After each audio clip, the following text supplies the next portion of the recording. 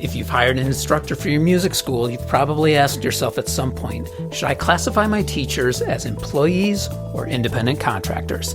This topic is frequently debated in our industry, and getting it wrong can have serious consequences. On this episode of Rock School Proprietor Podcast, Mandy and I are exploring how music studio business models have evolved over the years and how instructors who used to be contractors might actually now be employees. We break down the actual IRS criteria and discuss the legal and tax considerations that impact this decision. None of this is legal advice, but we're sharing what we've learned and why consulting professionals is absolutely essential when setting up your business structure.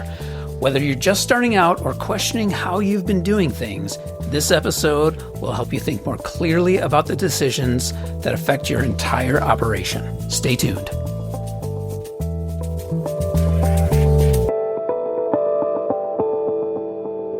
If you're a guitar instructor and you've used one of the dozen or so popular method books, you've probably noticed that gap between what's in the books and what students actually want to learn. Most guitar students want to play their favorite songs, and that means strumming, chord changes, timing. If that stuff is even in those method books, it's usually way in the back. I put together the exercises in Complete Guitar Strumming to cover the foundational concepts that all guitar students need, but in a practical way that applies to their goals, which is playing their favorite songs. For instructors, the book comes with an instructor companion guide that walks you through best practices for teaching. I even have training videos that I've used with my own staff that you can access as well. The guide and the videos are free for anyone who wants to use the book for teaching. If you want to get really deep and understand the origins of the book, you can go listen to episode 50 of this podcast or just head over to rockschoolproprietor.com/book for all the details. Welcome to Rock School Proprietor Podcast. My name's John Kazicki. And I'm Mandy York. You ready for my story today, Mandy? Oh, yes. I'm so excited for your story. You made me wait until the podcast. Yeah, we haven't talked in a couple weeks. And my story is totally not related to what we're going to talk about on as sort of our main topic today, which is honestly a really, as I was saying to you before we started recording, it's super boring. It's like this whole, should music instructors be employees or contractors debate, and it's this heated thing. But my story is not related to that. But I wanted to share it because it's one of these things that big sigh, business ownership, right? Small business ownership. Mm-hmm. So a few months ago, I decided to switch internet companies at work. And I'm not going to name the names of the internet company that I was with and the internet company that I am currently now with. But this new-ish internet company it's available in our town now. And it was compelling enough that I was like, oh yeah, cool. I think this is a good choice. Well, because they're new to our town, they haven't built the infrastructure completely into like everywhere. So meaning I signed this contract back in like November, and there was this entire process of permits and like running lines and getting the service into my building, right? Yeah. So it was a months-long thing. And so I finally got the internet a couple weeks ago, fired it up. Everything's working great. It's super fast. It's great. Wonderful. Yes. Right. And then a few days later, I left the studio. It was like 7:30. I was at an appointment with my son, and I get a phone call from my building manager. Mm-hmm. And he says, John, the restaurant upstairs, they were having some backup with the plumbing, call the plumber, and the plumber stuck, camera down there to see what the blockage was. Yeah. And he says that the internet company drilled right through the main sewer line when they were installing the internet. Oh my gosh. Yeah. And so he's like, so we got to shut down the water. And at that point, for me, it was 7:30. I was like, boy, I think we can, we put it for us. We don't use a lot of water. It's just the bathroom. Right. Really. So we put a sign on the bathroom, out of order, finish out the night. But there's, that there are 3 restaurants in my building. Yeah. There's a salon in my building, right? Mm-hmm. So all these people that heavily rely on water. So it's this whole to-do. right? It's this huge problem.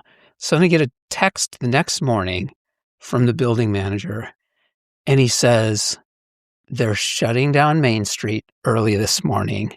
They're going to dig up the street, but they should have it fixed later today. Yes. It is so crazy because when I drove into town, I saw that Main Street was closed down. Mhm. And then I get into work and I had like a text message and email from like the business association letting everybody know that Yes. part of Main Street.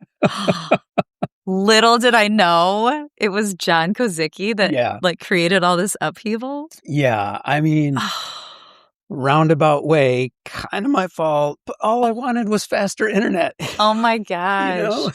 I can't believe no one else in the building has like signed a contract with the new company yet. Well, You're I was the first one. one. I was the the first first one. one, and I'm guessing no one's gonna want to now. No.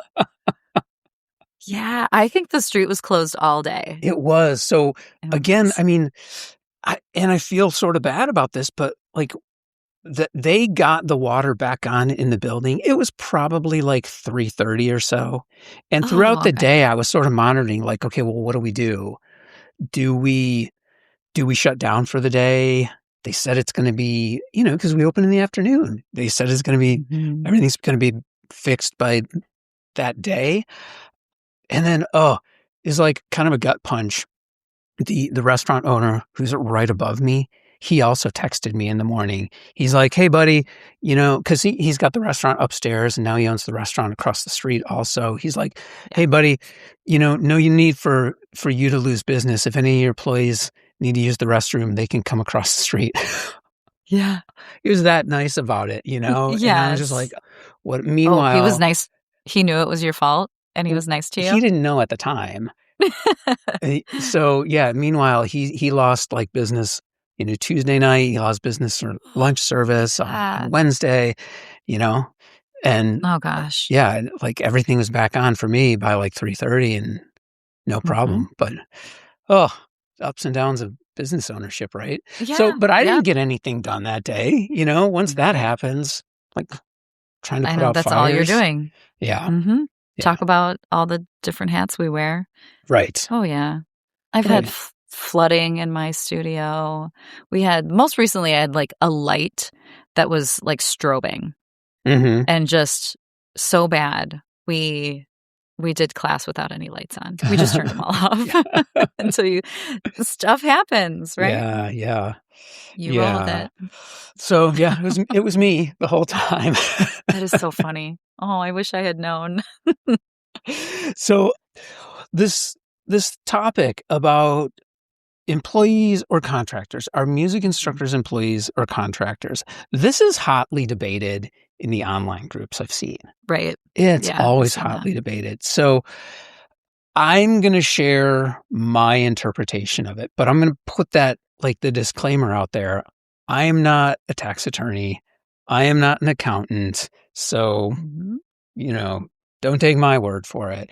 Right. But I will say when I Well, opened I my should say yeah. too, all different states have different laws on this too.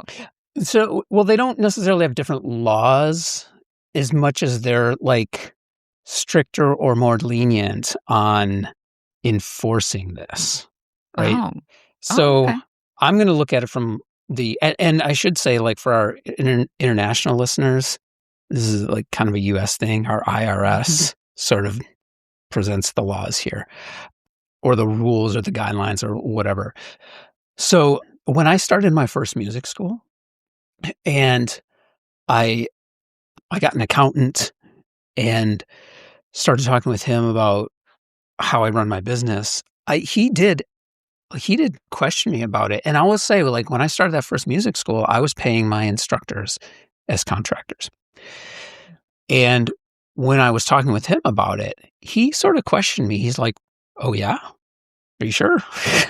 Mhm. And I was like, "Well, yeah, that's kind of the standard in this industry, right?" Because everywhere I had ever taught before, I was paid as an independent contractor, everywhere. And so I just kind of assumed, like, "Oh, yeah, well, that's what it is." That's how I it didn't is. I didn't actually consult tax attorney. I didn't even really look at like what the rules are. I was just like, well, yeah, when I was teaching lessons, I was paid as an independent contractor. So isn't that what it is, right? So it's just kind of following what I had known. So now here's the thing. Today, all of my instructors are employees. And I believe you're the same, correct? Yep, I am. Okay. Yes, that's correct. So I'm going to get into what sort of the IRS looks at and then where I think this tradition comes from. Again, this is not advice. More Disclaimer. Yes. Mhm. So now, have you ever looked into this? Yeah, when I first started, when I was getting ready to hire, yes, I did. Okay. And I consulted with other directors, studio owners on it. Okay. All right. Yeah. And I've got a friend who's a tax attorney for what it's worth. Again, different states, different, issues with how they're going to pursue this or not. But so one of the things that I'll say, okay, the three things that the IRS looks at, they talk about behavioral control, financial control, and the relationship of the parties.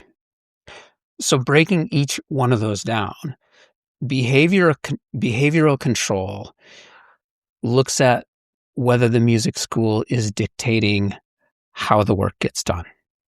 So in your case, for instance, you have your instructors teaching a specific curriculum, Yes. right? So Yeah. they're not allowed to So I'm deviate from heavily, that.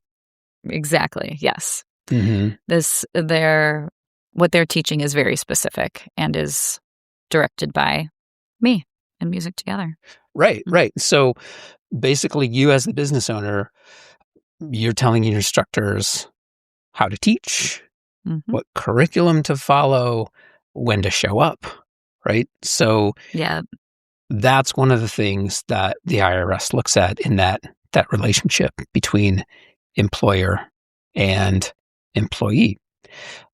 Financial control. So financial control, does the instructor use their own equipment? Do they have business expenses of their own? Can they make a profit or take a loss based on how they manage their own work? Again, I'm hesitant to get too in the weeds on interpreting that stuff. But so, I can see when I was teaching and being paid as a contractor, I was working in a music store. And so I instructed by my accountant at the time, I was tracking my mileage, right? I what expenses am I incurring to do this job? Now I believe I was paid I don't remember if I was paid per hour or per lesson or something like that, but that would come into play, I think, in examining that relationship. Now, the third one is the relationship of the parties. So is it project-based? Are workers receiving any sort of benefits like health insurance or anything like that? Is the agreement ongoing, and indefinite, or is it for a specific amount of time? So I have a note here that says long-term continuous working relationships or performing core business functions tend to look more like employment than independent contractors. Mm-hmm. So, and this is not me. This is just, this is what the IRS looks at, right? I am merely repeating this stuff because I know, again, this might ruffle some feathers. But, and I don't know how you feel about this, but I don't enjoy the whole taxes and IRS aspect of running a business, right? So the thought of some technicality or something being flagged on my business, and then I have to do more of that type of work. Oh, yeah. Mm-hmm. Oh, no, yeah, and this is April 9. We're recording this, oh right? yeah. So we're in the midst of tax season, and I think there's some functions I could do on my own. as far as like the bookkeeping and such. Mhm. But no, I hire that stuff out because it stresses me out and I want everything done perfectly. Right. So same as you. I don't want anything flagged. I don't want any Right. trouble or extra work. And because we're hiring it out, if there ever is a problem, like our accountants sign on this, our returns too, on our paperwork too. Yes. They're on there as well as we are. So they have to help fix things, Exactly. so to speak. Yeah. Now, this is the part that I'm a little bit more interested in talking about, which is where I think, where does this come from? Like, what? Because in my mind, it's pretty clear with me how I run my music school. Like 100%, my instructors are employees, because of how I run my music school. But I sort of see, like, looking back at younger John and opening his first music school, I do understand where this comes from. And I do see how there sort of was like maybe this precedent set. And it really depends on how individuals have their studio set up now, if that's still kind of the model that works, or if it's like things have evolved to the point where that doesn't work anymore. Do you want me to just get into it, or do you have any thoughts on it? Yeah. No, I'm curious. Yeah. Let's get into it. I want to hear what you have to say. Okay. So let's flash back to, say, I don't know, 1990. When did you take music lessons when you were a kid? Private music When? lessons? Like, Yeah, when did I start? You're so much younger than I am. A little bit. I started in 98, maybe 98. Okay. Yeah. Let's flash back even a little bit more. Okay. But it used to be, like, I can say when I started taking music lessons, you took them at a music store. Or maybe like a private instructor in their house or something like that, right? Maybe. Yep. But if you're going someplace to take music lessons, it was most likely a music store. Like, I don't remember anywhere when I first started taking music lessons, a music school that kind of looked like mine, where it's like, this is what we do. We provide lessons. Yeah, totally. It was different. Yeah. And even where I took music lessons or guitar lessons to begin with was in a music store. So when you've got a music store, what is their primary business? It's selling instruments. Yeah, right? Retail. It's retail. Yeah. Yeah, exactly. It's retail. So that's what they do. And then also, people who come there to buy instruments, they'll say, oh, we have some rooms in the back where we have some music lessons that you can get too, right? But that's not their primary business. And at the time, and again, far be it from me to know or understand how all the different music stores had things set up, but it was pretty common for them to just say, to get a person in there who, like, say, teaches guitar, and like, okay, you can have this room on Tuesdays, or you can have this room on like Thursdays and Fridays. Sometimes the store would take payment for those lessons and handle the schedule and then pay out based on, the lessons. Sometimes that was the responsibility of the instructor, right? So you can see where that relationship starts to look a little bit more like this contractor independent relationship. Yes, totally. Yeah. And like, not for nothing too, but it's a pretty great deal for the store because they also have this instructor who might say to a student, like, man, you really should get this book. You can buy it at the front desk. Yep. Or like, hey, you're thinking about a new guitar? Let's go out there and look at what other guitars there are.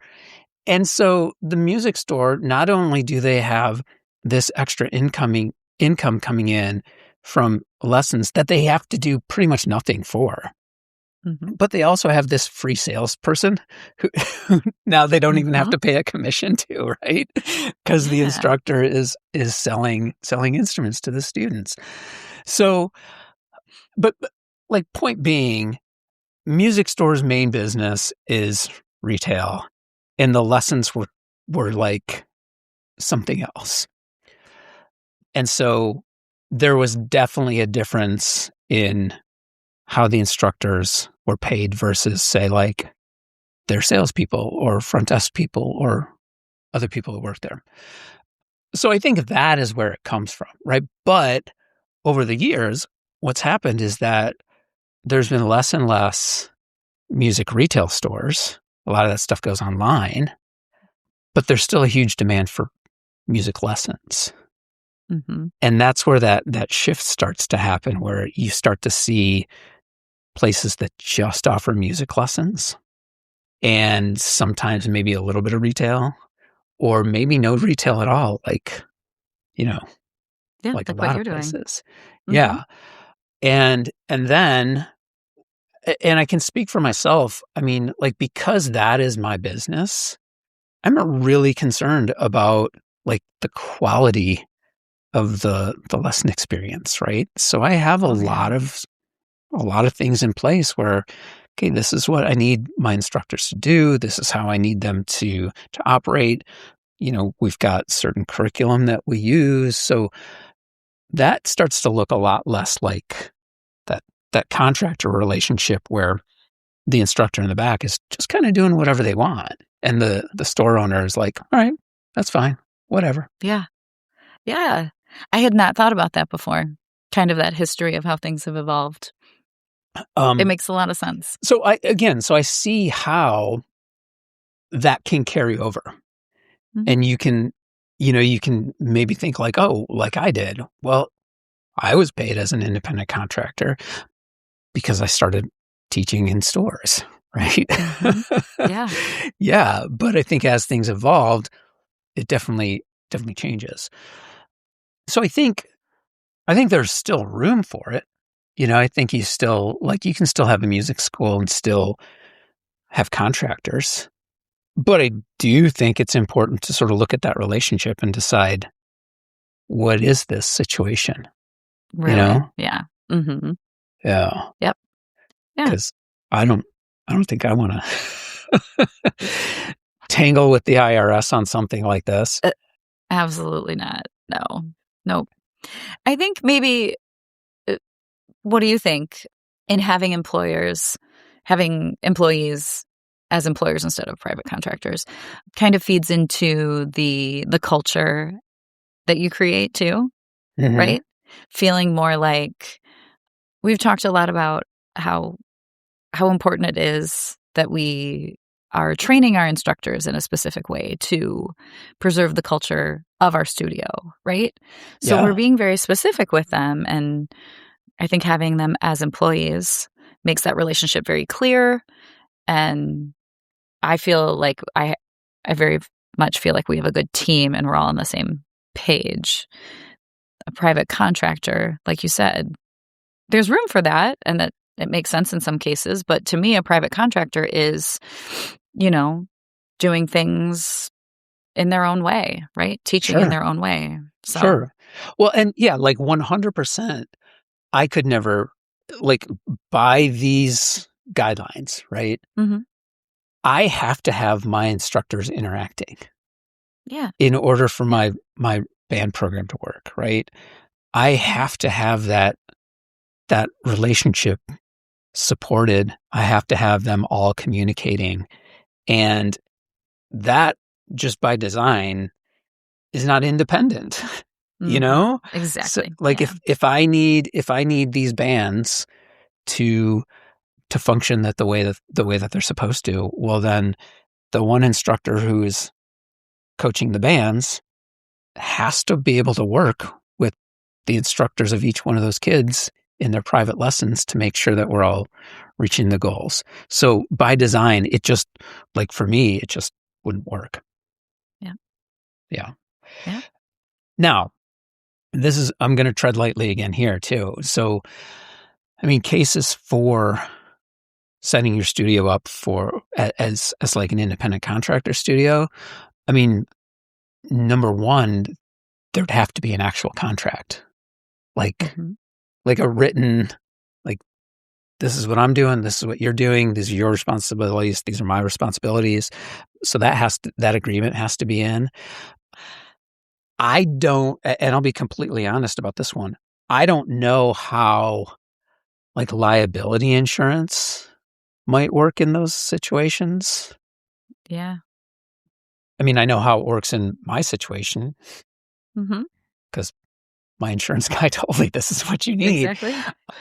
But I would want to look into that like pretty closely because it seems like if,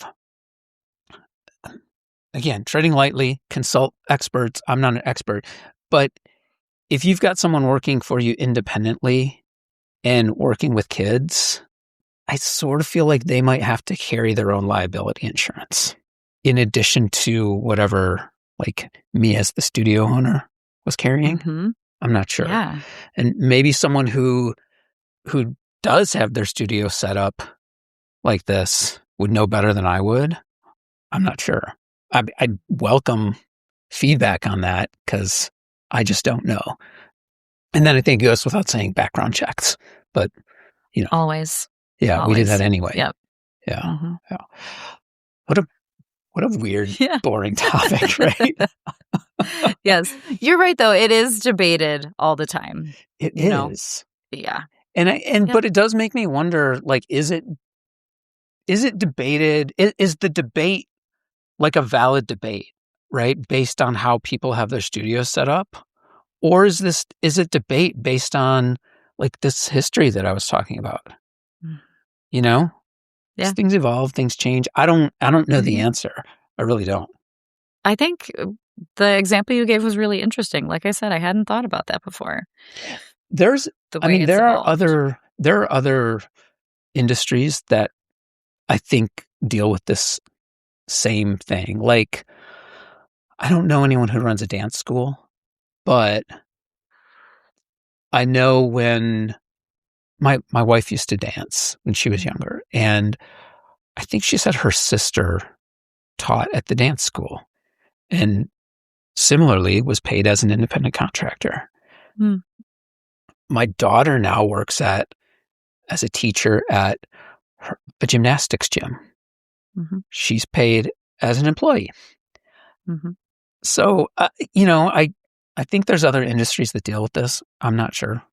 Again, just kind of guessing. I'm just looking at it like, how did this happen in the lesson world? Mm-hmm. Interesting. You liked my Yep. story about the internet Mhm. better, didn't you? I did. That's why we included it here. Right. A fun story. Keep it light. And then, yeah. Yeah. I'm Yes. hesitant now to even ask for ratings and reviews on this one. No. Rate my story about the internet. Yes.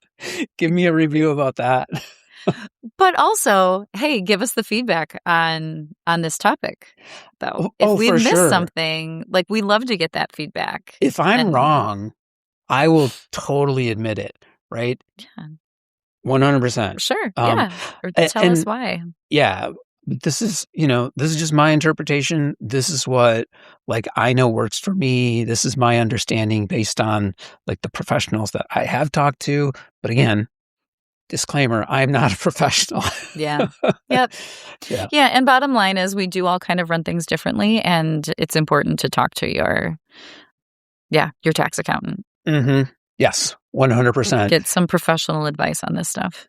Don't mess with the IRS, guys. Don't. No, don't. Don't do that. It's like what a losing battle. Yeah. Yeah. So You get your taxes done, John? Business taxes are done. Personal taxes, Excellent. They're on extension. Yeah. Oh, Mhm. yeah. Yep. My first 3 years with the business, I filed an extension every year. It's just too overwhelming. Yeah. I got the hang of it now. Yeah. Oh, I hate talking about this. I know, right? Okay. All right. That was fun. No, it wasn't. Now it's done. Let's wrap this one up then, and we'll see you next time. Yeah. Thanks, John. See ya. If you have topic suggestions or questions, please contact us at info@rockschoolproprietor.com. We'd love to hear from you and hear suggestions for future shows. We've put together some free resources for teachers and studio owners over at rockschoolproprietor.com and a private Facebook group called The Modern Music School. Please join us over there. On social, I'm at rock.school.proprietor on Instagram and John Kazicki on both LinkedIn and Blue Sky. Your ratings and reviews on Apple Podcasts and Spotify are always appreciated. And if you enjoyed the show and gain insight from our conversation, then we count that as a win. All we ask in return is that you pay it forward and please share the show with someone you think needs to hear it.